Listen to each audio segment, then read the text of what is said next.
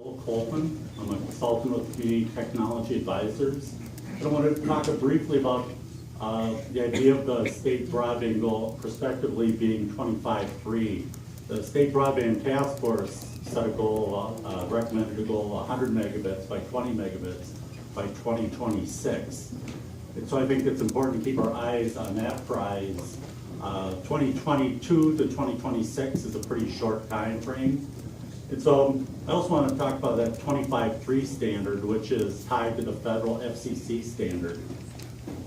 That now, in 2008, that standard from the federal government was 768K, less than 1 megabit. If we looked 8 years forward using that same rate of change, the FCC standard would be 750 megabits. And so the idea of tying Minnesota's grant programs to a 25.3 standard seems like funding last year's technology. The marketplace now, all over the state with the rural telephone cooperatives, with Comcast and CenturyLink here in the Twin Cities, is a gigabit service. U.S. Internet in Minneapolis, 10 gigabit residential service. You can argue whether that's necessary or whatever, but the marketplace where people are technology strong and literate are going to those levels of bandwidth.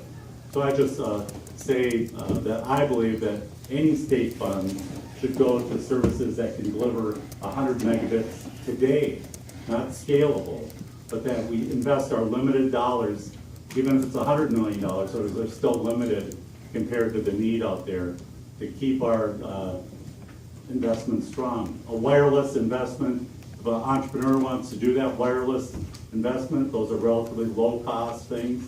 They should be able to fund that through the private sector to meet today's needs. But if we look forward, we should keep our eyes on that 100 megabits. Any questions to testify? In the broadband task force's deliberations, why did they choose 100? Why was it 100 versus 25 or 50? What are the services that can be done at that level versus the 25? Well, I think we have companies all over the state of Minnesota that need 100 megabit or gigabit level services. We have in the standard household now, people have 15, 20, 25 devices that are connecting to the internet.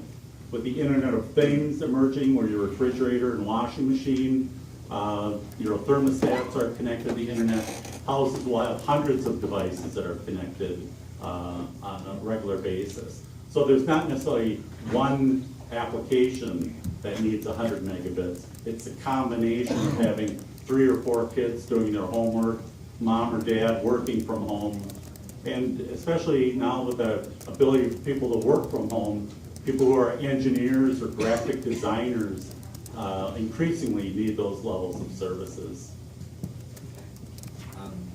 I don't want to nerd out on the committee here. I'm a network engineer, so I mean, like 25 meg download, that's a lot.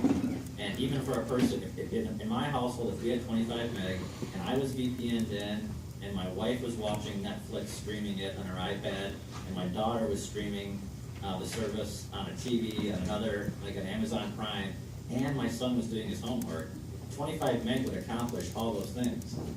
And so I'm trying to, so what is the differentiation between 25 and 100? What are the services that are being held back at a 25 level versus 100? Well, I think the question is whether it's investment for today's needs or state investment for tomorrow's needs.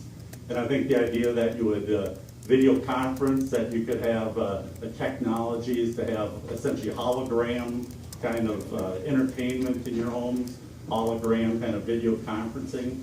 We're talking, once again, a state investment for a 20 to 30 year capital investment in fiber optics and technology.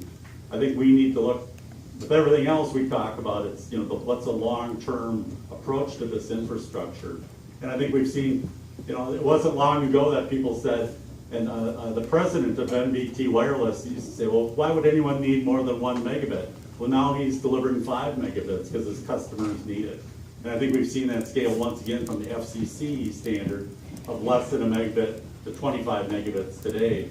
We've seen that rate of change. And I'm no tech guru myself, but I think we've seen the demands, and we see what the marketplace, you know, the Comcast, the CenturyLinks, the US Internets, they are aiming for, and Google, they are aiming for that gigabit level of service. And there must be, they must have some ideas of what it's going to be used for.